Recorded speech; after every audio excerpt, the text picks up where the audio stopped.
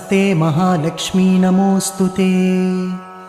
नमस्ते गरुडारूढे कोलासुरभयङ्करी सर्वपापहरे देवी महालक्ष्मी नमोऽस्तुते। सर्वज्ञे सर्ववरदे सर्वदुष्टभयङ्करी सर्वदुःखहरे देवी महालक्ष्मी नमोऽस्तुते। सिद्धिबुद्धिप्रदे देवी भुक्तिमुक्तिप्रदायिनी मंत्रपूते सदा देवी महालक्ष्मी नमोऽस्तुते। आद्यन्तरहिते देवी आदिशक्तिमहेश्वरी योगज्ञे योगसम्भूते महालक्ष्मी नमोऽस्तुते। स्थूलसूक्ष्ममहारौद्रे महाशक्ति महोदरे महापापहरे देवी महालक्ष्मी नमोऽस्तुते।